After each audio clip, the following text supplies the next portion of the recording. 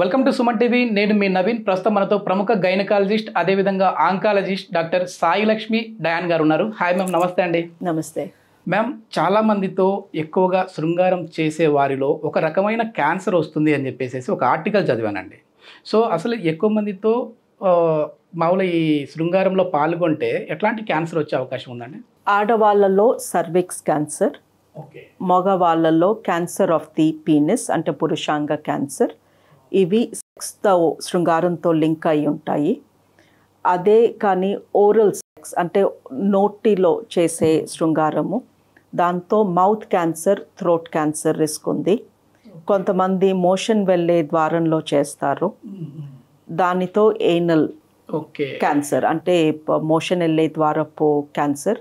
So మన బాడీలో శృంగారం వల్ల వచ్చే క్యాన్సర్స్ నోటి క్యాన్సర్, గొంతు క్యాన్సర్, ఆడవాళ్ళలో గర్భసంచి కింద పార్ట్ సర్విక్స్ క్యాన్సర్, మగవాళ్ళలో పీనిస్ పురుషాంగ cancer and motion hole anal cancer. ఈ 5 క్యాన్సర్స్కి ప్రధానమైన కారణం శృంగారం. సో ఇంకొక మనిషితో ఇంటిమేట్గా కలిసినప్పుడు ఆ మనిషి పైన ఉన్న హెచ్పివి వైరస్ అనేది మన బాడీలోకి వెళ్తుంది. సో ఈ హెచ్పివి అనే వైరస్ స్కిన్ వైరస్, అది మనిషి చర్మం కింద దాక్కుని ఉంటుంది. సో మన చర్మం కింద మనకి హెచ్పివి వైరస్ ఉందో లేదో మనకి తెలీదు, బికాస్ మనని అది ఏమీ సిమ్టమ్స్ కాజ్ చేయదు. బట్ నేను చాలా క్లోజ్గా ఇంకొక పర్సన్తో ఉన్నాను అనుకోండి, సో హెచ్పివిస్ అక్కడ ఒకళ్ళ నుంచి ఒకళ్ళకి వెళ్తాయి. సో కొంతమంది భయపడతారు, ఇంకొకరు చేయి పట్టుకున్నా, వాళ్ళు కూర్చున్న కుర్చీలో కూర్చున్న ఆ గ్లాస్లో నేను నీళ్లు తాగినా అంటుతుందేమో అని. అలా అంటదు.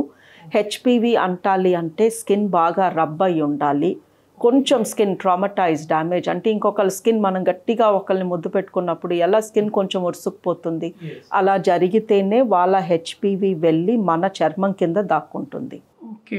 అయితే ముద్దు పెట్టుకున్నా మరి ఈ క్యాన్సర్ వచ్చే విధంగా ఉంటుందండి. అంటే ఏదో చెంప మీద ముద్దు పెట్టుకుంటే రాదు, బట్ మౌత్ కిస్ చేస్తే డెఫినెట్లీ ట్రాన్స్ఫర్ అవుతుంది.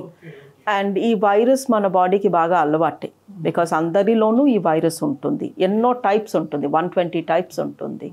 సో వేరే వాళ్ళ వైరస్ మన బాడీలోకి ఎంటర్ అయినప్పుడు యూజువలీ మన బాడీ దాన్ని కంట్రోల్లోనే ఉంచుతుంది, ఏమీ కాదు. బట్ ఇలాంటి హెచ్పివిస్ 120 టైప్స్ ఉన్నాయి కదా, సే నాలో 10 టైప్స్ ఉన్నాయి, ఇంకొక పర్సన్తో ఇంకొక 2 టైప్స్ వచ్చినాయి, ఇంకొకళ్ళతో ఇంకో 10 టైప్స్ వచ్చినాయి. సో నా బాడీలో రకరకాల హెచ్పివి టైప్స్ నిండిపోయింది అనుకోండి, నా ఇమ్యూన్ సిస్టమ్ తట్టుకోలేదు, దాని హెచ్పివిస్ పెరిగిపోయి ఎక్కడైతే నా బాడీలో ఎంటర్ అయ్యి అవి ఇలా పెరుగుతున్నాయో అక్కడ తేడా స్టార్ట్ అవుతుంది. ఆ తేడా క్యాన్సర్ కింద మారుతుంది. ఒకవేళ ఏదైనా ఇప్పుడు సేఫ్టీ వాడుతూ చేసే వాళ్ళకి ఏమైనా ఇట్లాంటి ప్రాబ్లం వచ్చే విధంగా ఉంటుందా, లేదంటే ఇది స్కిన్ వైరస్ కదండి. సో స్కిన్ టు స్కిన్ కాంటాక్ట్తో ఈ వైరస్ స్ప్రెడ్ అవుతుంది. అండ్ సేఫ్టీ మొత్తము స్కిన్ని కవర్ చేయదు కదా. సో సేఫ్టీ వాడేది స్పర్మ్ లోపలికి లీక్ అవ్వకుండా. సో సేఫ్టీ మూలంగా ఈ వైరస్ రాకుండా కాపాడుకుందాము అంటే అది పని చేయదు. అండ్ ఈ వైరస్ మనం చేసిన రోజు మన బాడీలోకి ఎంటర్ అయినా ఫర్ అబౌట్ 10-15 years అదేమీ చేయదు మనని. సో ఇవాళ చేసిన దాని ఎఫెక్ట్ మనకి ఎప్పుడో 10 ఏళ్ళలో 20 ఏళ్ళ తర్వాత తెలుస్తుంది. And one more bad thing is ఈ హెచ్పివి వైరస్ అనే దానికి చావు లేదు. సో ఎన్నో వైరస్లు మనకు తెలుసు, హెపటైటిస్ తెలుసు, హెచ్ఐవి తెలుసు, వ్యాక్సిన్ లేదు, దీనికి చావు లేదు. మిగతా వాటికి కోవిడ్కి కూడా వ్యాక్సిన్ వచ్చింది, దాన్ని కూడా మనం చేయించాము. బట్ ఈ హెచ్పివి అనేది ఒక వైరస్ 2గా డివైడ్ అయ్యి చనిపోతుంది. సో ఒక తల్లి పిల్లల్ని పెట్టి చనిపోతుంది, ఆ పిల్లలు మళ్ళీ పిల్లల్ని పెట్టి చనిపోతాయి. సో ఒకటి మన బాడీలోకి ఎంటర్ అయితే అదొక 10,000 10 లక్షలు అలా అయిపోతుంది. They keep dividing. ఎట్లాంటి లక్షణాలు కనిపిస్తాయి మేము? అంటే మగవారిలో ఎట్లాంటి లక్షణాలు కనిపిస్తాయి, ఆడవాళ్ళలో ఎట్లాంటి లక్షణాలు? ఈ వైరస్ మూలంగా వచ్చే ఈ 5 క్యాన్సర్స్ ఫస్ట్ స్కిన్లో మార్పు కనిపిస్తుంది. సో స్కిన్ మందంగా అయినట్టు, స్కిన్ తెల్లబడినట్టు, అక్కడ కొంచెం ఇచ్చింగ్ కానీ ఇరిటేషన్ కానీ స్టార్ట్ అవుతుంది. అండ్ మగవాళ్ళలో ఈ సిమ్టమ్స్ వచ్చినప్పుడు వాళ్ళ బాడీ పార్ట్ బయట ఉంటుంది కాబట్టి వాళ్ళు డాక్టర్ని కలుస్తారు. అందుకే ఈ పురుషాంగం క్యాన్సర్ తక్కువ మందిలో చూస్తాము. బట్ ఆడవాళ్ళలో ఈ పార్ట్ ఏ పార్ట్కి వస్తుంది అంటే గర్భసంచి కింద సర్విక్స్కి వస్తుంది. అక్కడ పెద్దగా సిమ్టమ్స్ ఉండవు. సో అక్కడ ఈ స్కిన్ చేంజెస్ వచ్చి అవి కణితిలాగా మారి బ్లీడింగ్, వైట్ డిశ్చార్జ్ కాజ్ చేస్తే తప్ప ఈ లేడీ మన దగ్గరికి రాదు. ఓకే, ఏదైనా వైట్ డిశ్చార్జ్ నార్మల్గా అయినా ఓకేనా, లేదంటే ఆ వైట్ డిశ్చార్జ్లో మరి బ్యాడ్ స్మెల్ వస్తేనే మనం భయపడాలి అని అంటుంటారు కదా మ్యామ్? లుక్ అండి, వైట్ డిశ్చార్జ్ క్యాన్సర్ మూలంగా వస్తే అందులో చెడు వాసన ఉండొచ్చు, ఉండకపోవచ్చు, రక్తం కలవచ్చు, కలవకపోవచ్చు, బట్ ఎక్సెసివ్ డిశ్చార్జ్ మటుకు షీ విల్ నోటీస్. సో ఎప్పుడు కన్నా ఎక్కువగా వైట్ డిశ్చార్జ్ వస్తుంది అంటే ఖచ్చితంగా వచ్చి చూపించుకోమంటాము. బట్ నోటీస్ చేయాల్సింది ఏంటంటే ఈ స్కిన్ తెల్లబడుతుంది, స్కిన్ కొంచెం మందంగా అవుతుంది, బట్ అప్పుడు పెద్దగా సిమ్టమ్స్ ఉండవు ఆమెకి. బట్ ఇవన్నీ మేము ప్యాప్ టెస్ట్లో కనుక్కోవచ్చు. సో అదే చెప్తాము, ఈ సర్విక్స్ క్యాన్సర్ అనేది ఫస్ట్ స్టేజ్లో ఎవ్వరికీ సిమ్టమ్స్ ఉండవు. అది డాక్టర్ కళ్ళతో చూసి అక్కడ టెస్ట్ చేస్తే తప్ప మిమ్మల్ని మేము పట్టుకోలేము. అందుకే ప్యాప్ టెస్ట్ కంపల్సరీ 3 ఏళ్లకు ఒకసారి చేసుకోమంటున్నాను. ఓకే, ఈ స్క్రీనింగ్ అంటే టెస్ట్లో ఈ స్క్రీనింగ్ కూడా వచ్చేసేస్తుందా మ్యామ్? స్క్రీనింగ్ ఈజ్ టెస్టింగ్ అండి. Pap test is screening test. Okay okay, క్యాన్సర్ని ముందే పట్టుకోవడానికి చేసే టెస్టే ప్యాప్ టెస్ట్. ఓకే అండి. అదేవిధంగా మగవారిలో ఎట్లాంటి లక్షణాలు కనిపిస్తాయి మ్యామ్? మగవారిలో స్కిన్ చేంజెస్ కనిపిస్తాయి. అదే అతను నోటీస్ చేయలేదు అంటే అక్కడ ఒక చిన్న కణితి కనిపిస్తుంది, అక్కడ దురద ఉంటుంది, బ్లడ్ వస్తుంది, ఇరిటేషన్ వస్తుంది.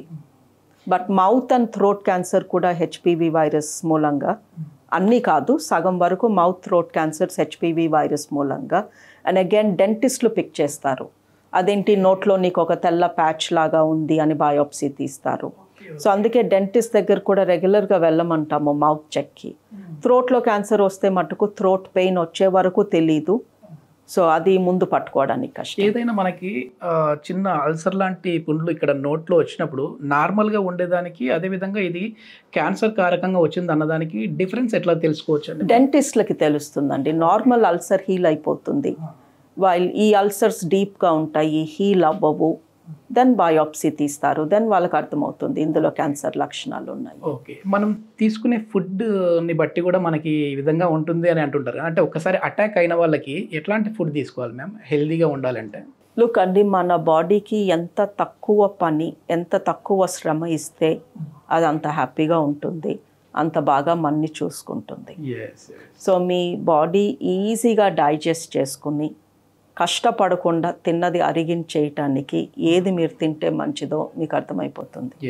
ఓకే, కాంప్లెక్స్ ఫుడ్ అని అంటే మసాలాలు, నూనెలు, నెయ్యిలు, ఎప్పుడో తయారై చేసిన ప్రాసెస్డ్ ఫుడ్ మనం ఇప్పుడు ప్యాకెట్ ఓపెన్ చేసుకుని తినడం, ఇలాంటివన్నీ మన బాడీలోకి వేస్తే మన బాడీ కష్టపడుతుంది అవన్నీ అరిగించుకుని ఆ కెమికల్స్ అన్నిటినీ మేనేజ్ చేయటానికి.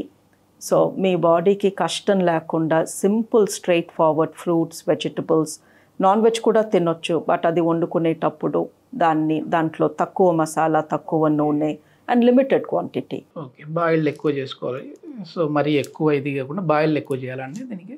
అంటే ఎనీథింగ్ అండి, ఇప్పుడు మీరు ఎలా వండుకున్నా ఒకే రోజు అన్ని రకాల ఇన్సల్ట్స్ మీ బాడీకి ఇవ్వద్దు. సో ఆ రోజు నాన్ వెజ్ తింటున్నారంటే నెక్స్ట్ పూట కొంచెం లైట్గా తీసుకోండి, మళ్ళీ అదే రిపీట్ మోడ్లో వరుసగా అలాంటి ఫుడ్డే వేస్తూ ఉంటే బాడీకి ఇంకా కోపింగ్ కెపాసిటీ తగ్గిపోతుంది. థ్యాంక్ యూ మ్యామ్, చాలా మంచి ఇన్ఫర్మేషన్. Thank you.